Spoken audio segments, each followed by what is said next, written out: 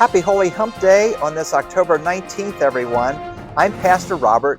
Welcome to this midweek time where I can share some spiritual thoughts and reflections with you. I'm here in our beautiful first floor lounge, sitting on this very comfortable couch.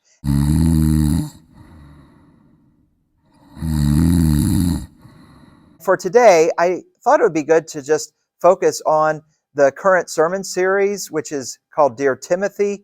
It's a 7-week series, and we're going to conclude the series this upcoming Sunday. This series started back on September 11th, and it's really a sermon series about spiritual mentoring because the Apostle Paul was serving as a spiritual mentor to Timothy, who was a young pastor serving a church in Ephesus. And Paul is mentoring Timothy by writing these 2 letters to him, these letters of encouragement where he offers words of spiritual advice to Timothy. And so these are known as the pastoral epistles. Epistles is another word for letters. And we actually have 3 pastoral epistles in the New Testament. The Apostle Paul also wrote to Titus, and he was mentoring Titus. So the Epistle of Titus is another one of those pastoral epistles.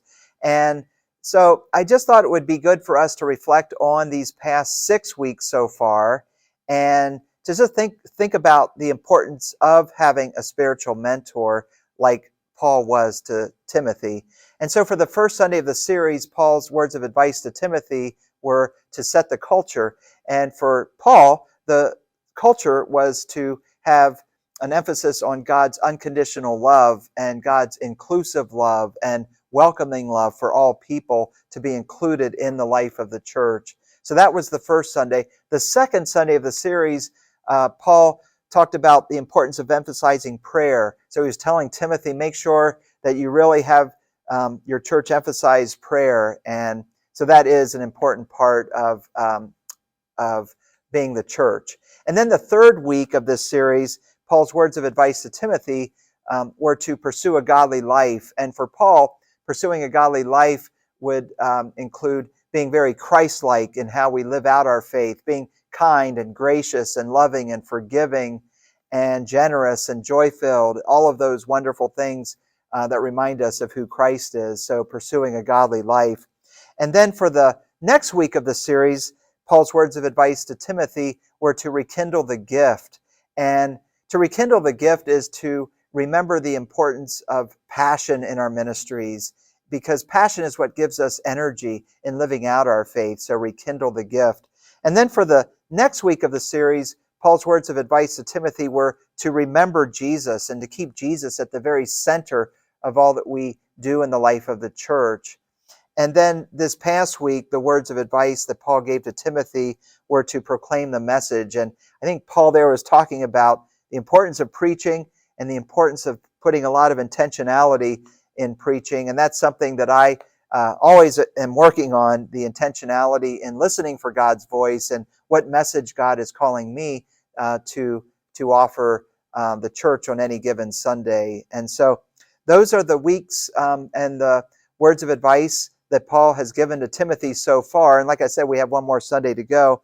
But I also want to really focus a little bit on the importance of being a mentor. And I just wanted to share a personal story of a mentor in my life that I can't imagine my faith without this mentor in my life, or being a pastor without having this person mentor me as a young pastor. And so this was a mentor who was my district superintendent when I served in my first church, which was a student church appointment when I was going to seminary at the time. And this mentor was my district superintendent, and I learned so much from him, and in terms of being a leader for many churches actually in that district. That's what district superintendents do, is they kind of pastor the pastors of a district, and that's not an easy job. And I learned a lot from him just in that role. Well, then after he moved on from being a district superintendent, he was appointed to a pretty large church, and there was an opening at that large church for an associate pastor position, and he called me and wanted me to consider coming to serve as the associate pastor there. And so I was there for 4 years with him as the senior pastor, and I learned so much from him, just watching him week to week and learning what it means to be a pastor of a large church. I think that was really helpful too. It had a large budget, and it had a lot of different committees. It had a lot of different ministries going on, and so that was a great way for me to start in my ministry, was learning from him in serving that pretty large church. And so I just jotted down some notes here of I think I have like 10 things that I learned from him that kind of stay with me, kind of like how Paul was offering words of advice to young Timothy. So in no particular order, here is what I learned from this wonderful spiritual mentor friend of mine who passed away some years ago, but I always think of him, and I'm always thanking God for how he was my spiritual mentor. So the first thing that he emphasized was to always use common sense. I know that doesn't sound overly spiritual, but I do think that's such an important part of ministry, is just to use common sense and to be thoughtful and to be intentional in our decision making. So that was the first thing, use common sense. And then the second thing that I jotted down here was he always taught that when making a pastoral visit, don't stay too long. I think some pastors can overstay their time, because if you're visiting somebody, especially if you're visiting someone who's not feeling well, they need to get rest, and you always need to be thoughtful of that. So that was the second thing. The third thing he taught me was when making a pastoral visit, and if it's in the wintertime, during the cold season, just take off your coat and, make sure that even though you don't want to stay there too long, you want to be present for that person. So you don't want to be all bundled up in a coat. And I know that's a very little specific thing, but that's something that he taught me. And I would always, when I would go, especially into a hospital to visit somebody in their hospital room, I always would take my coat off, drape it over my arm as I would then go into to the room. The fourth thing he taught me was, it reminds me of Paul's words of advice to Timothy in our Dear Timothy series, was to always stay focused on Jesus. And we talked about the importance of remembering Jesus. Always keep your focus on Jesus, because you can get your focus on so many different things about the church, and they're all important, but remember to keep your focus on Jesus. And then here's a good one. The fifth thing he taught me was to always shine your shoes. If you're going to wear dress shoes, keep them shine. Don't have them look dull. And he did say how important it is to have an appearance that would be pleasing and that would be professional. And I always appreciated learning that from him.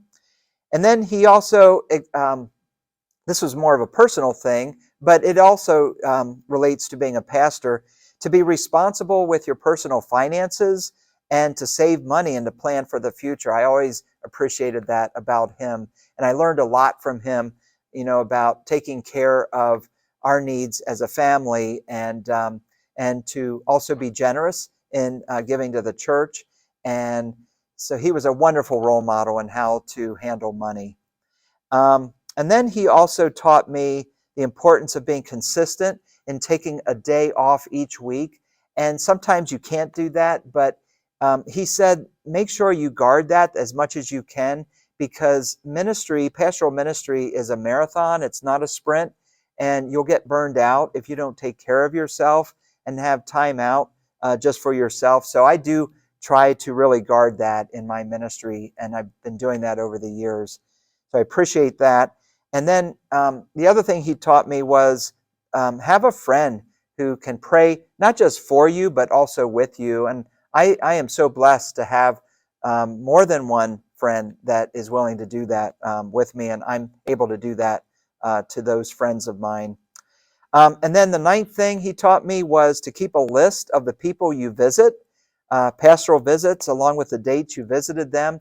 And that has been helpful to me, because then I can look back and just kind of remember when I might have visited that person at a different time, just to have some context with my visit when I would see that person maybe another time.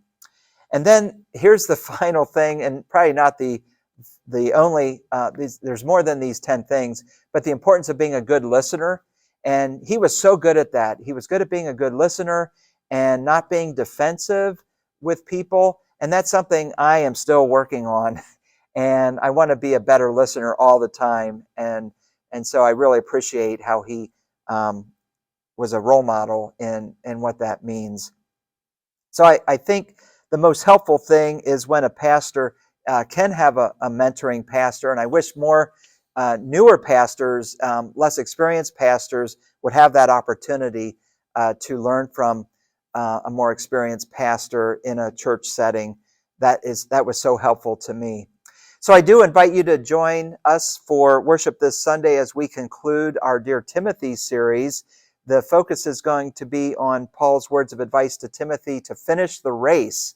And we're going to have a very special guest preacher with us. It's a former associate pastor here at Athens First United Methodist Church, Reverend Joel Harbarger. And I really appreciate Joel accepting my invitation to come and share his thoughts about what it means to finish the race in living out our faith, in being a pastor. And so that's going to conclude our Dear Timothy series. So please join us at either 9 o'clock or 10:30, and we have our live stream on our church's YouTube channel at the 10:30 time as well. And so may God bless you on this holy Hump Day.